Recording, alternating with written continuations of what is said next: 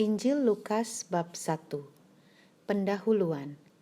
Theophilus yang mulia, banyak orang telah berusaha menyusun suatu berita tentang peristiwa-peristiwa yang telah terjadi di antara kita, seperti yang disampaikan kepada kita oleh mereka, yang dari semula adalah saksi mata dan pelayan firman. Karena itu, setelah aku menyelidiki segala peristiwa itu dengan seksama dari asal mulanya, aku mengambil keputusan untuk membukukannya dengan teratur bagimu, supaya engkau dapat mengetahui bahwa segala sesuatu yang diajarkan kepadamu sungguh benar. Pemberitahuan tentang kelahiran Yohanes Pembaptis. Pada zaman Herodes, Raja Yudea, adalah seorang imam yang bernama Zakaria dari rombongan Abia. Istrinya juga berasal dari keturunan Harun, namanya Elisabeth.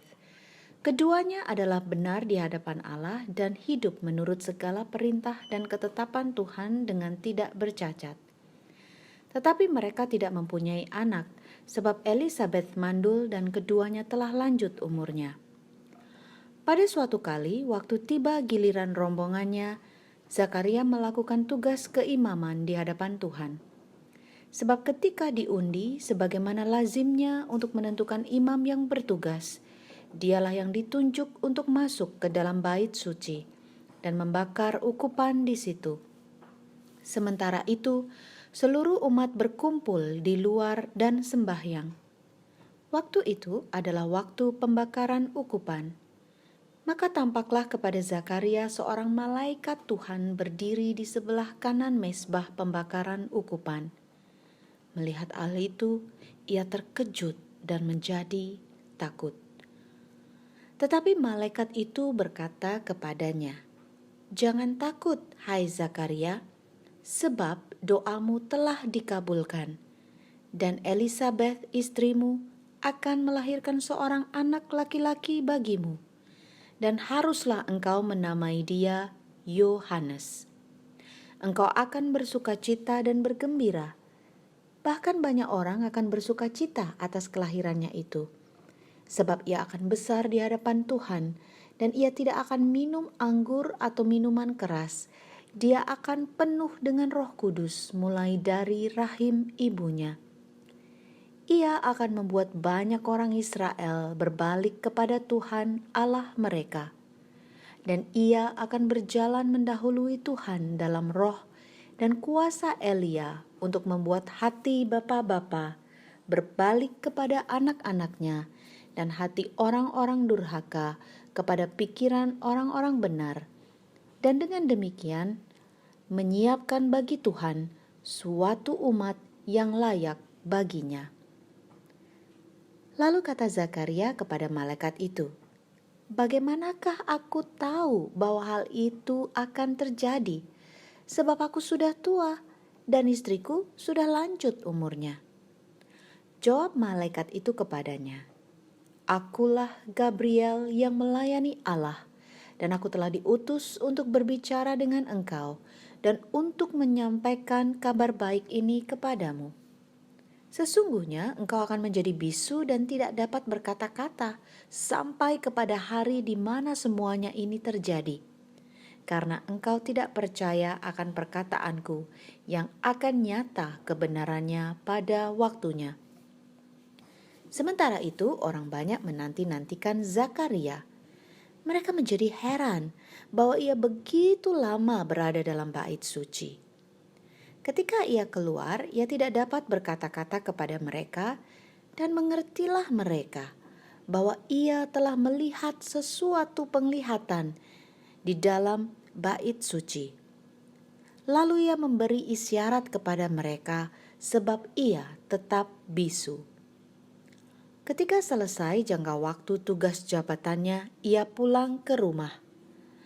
Beberapa lama kemudian, Elisabeth istrinya mengandung, dan selama 5 bulan ia tidak menampakkan diri, katanya, "Inilah suatu perbuatan Tuhan bagiku, dan sekarang ia berkenan menghapuskan aibku di hadapan orang." Pemberitahuan tentang kelahiran Yesus. Dalam bulan yang keenam, Allah menyuruh malaikat Gabriel pergi ke sebuah kota di Galilea bernama Nazaret kepada seorang perawan yang bertunangan dengan seorang bernama Yusuf dari keluarga Daud. Nama perawan itu Maria. Ketika malaikat itu masuk ke rumah Maria, ia berkata, "Salam, hai engkau yang dikaruniai, Tuhan menyertai engkau." Maria terkejut mendengar perkataan itu, lalu bertanya di dalam hatinya, apakah arti salam itu? Kata malaikat itu kepadanya, "Jangan takut, hai Maria, sebab engkau beroleh kasih karunia di hadapan Allah. Sesungguhnya engkau akan mengandung dan akan melahirkan seorang anak laki-laki, dan hendaklah engkau menamai dia Yesus. Ia akan menjadi besar dan akan disebut Anak Allah yang Maha Tinggi, dan Tuhan Allah akan mengaruniakan kepadanya tahta Daud, bapa leluhurnya, dan ia akan menjadi raja atas kaum keturunan Yakub sampai selama-lamanya, dan kerajaannya tidak akan berkesudahan." Kata Maria kepada malaikat itu, "Bagaimana hal itu mungkin terjadi karena aku belum bersuami?" Jawab malaikat itu kepadanya, "Roh Kudus akan turun atasmu, dan kuasa Allah yang Maha Tinggi akan menaungi engkau. Sebab itu, anak yang akan kau lahirkan itu akan disebut Kudus, Anak Allah. Dan sesungguhnya Elisabet sanakmu itu, ia pun sedang mengandung seorang anak laki-laki pada hari tuanya. Dan inilah bulan yang keenam bagi dia yang disebut mandul itu. Sebab bagi Allah tidak ada yang mustahil." Kata Maria, "Sesungguhnya aku ini adalah hamba Tuhan. Terjadilah padaku menurut perkataanmu itu." Lalu malaikat itu meninggalkan dia. Maria dan Elisabet. Beberapa waktu kemudian berangkatlah Maria dan langsung berjalan ke pegunungan menuju sebuah kota di Yehuda. Di situ ia masuk ke rumah Zakaria dan memberi salam kepada Elisabet. Dan ketika Elisabet mendengar salam Maria, melonjaklah anak yang di dalam rahimnya. Dan Elisabet pun penuh dengan Roh Kudus. Lalu berseru dengan suara nyaring, "Diberkatilah engkau di antara semua perempuan, dan diberkatilah buah rahimmu. Siapakah aku ini sampai ibu Tuhanku datang mengunjungi aku? Sebab sesungguhnya ketika salammu sampai kepada telingaku, anak yang di dalam rahimku melonjak kegirangan, dan berbahagialah ia yang telah percaya, sebab apa yang dikatakan kepadanya dari Tuhan akan terlaksana." Nyanyian pujian Maria. Lalu kata Maria, "Jiwaku memuliakan Tuhan, dan hatiku bergembira karena Allah Juru Selamatku. Sebab ia telah memperhatikan kerendahan hambanya. Sesungguhnya mulai dari sekarang segala keturunan akan menyebut aku berbahagia, karena Yang Maha Kuasa telah melakukan perbuatan-perbuatan besar kepadaku, dan namanya adalah Kudus.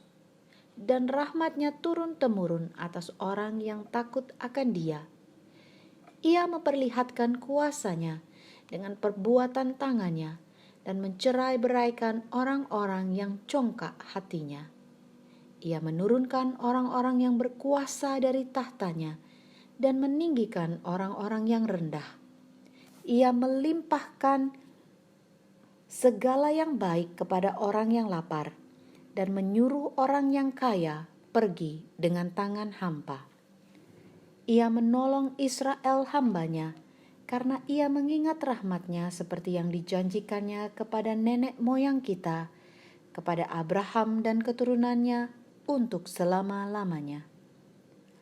Dan Maria tinggal kira-kira 3 bulan lamanya bersama dengan Elisabet, lalu pulang kembali ke rumahnya. Kelahiran Yohanes Pembaptis.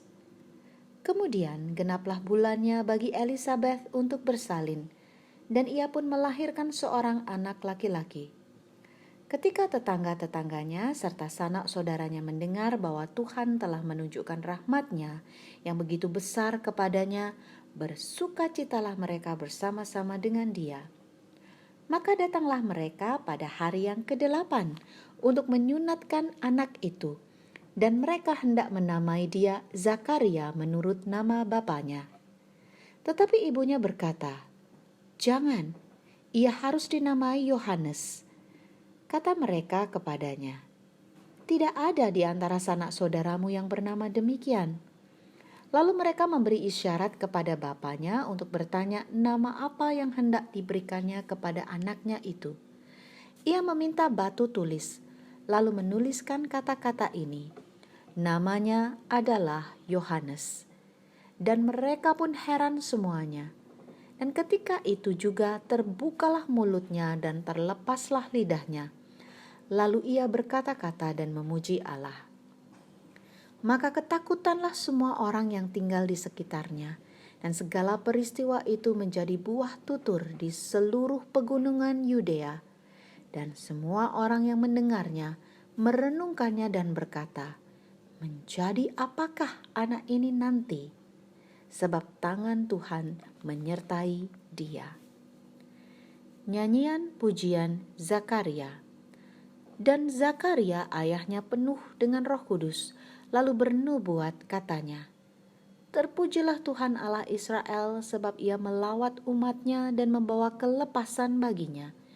Ia menumbuhkan sebuah tanduk keselamatan bagi kita di dalam keturunan Daud hambanya itu, seperti yang telah difirmankannya sejak purbakala oleh mulut nabi-nabinya yang kudus, untuk melepaskan kita dari musuh-musuh kita dan dari tangan semua orang yang membenci kita, untuk menunjukkan rahmat-Nya kepada nenek moyang kita dan mengingat akan perjanjiannya yang kudus, yaitu sumpah yang diucapkannya kepada Abraham bapa leluhur kita, supaya kita terlepas dari tangan musuh, dapat beribadah kepadanya tanpa takut, dalam kekudusan dan kebenaran di hadapannya seumur hidup kita. Dan engkau, hai anakku, akan disebut Nabi Allah yang Maha Tinggi, karena engkau akan berjalan mendahului Tuhan untuk mempersiapkan jalan baginya, untuk memberikan kepada umat-Nya pengertian akan keselamatan yang berdasarkan pengampunan dosa-dosa mereka, oleh rahmat dan belas kasihan dari Allah kita, dengan mana Ia akan melawat kita, supaya pagi dari tempat yang tinggi untuk menyinari mereka yang diam dalam kegelapan dan dalam naungan maut, untuk mengarahkan kaki kita kepada jalan damai sejahtera.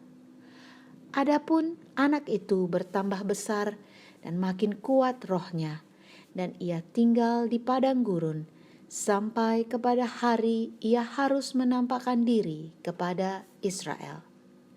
Demikianlah sabda Tuhan. Syukur kepada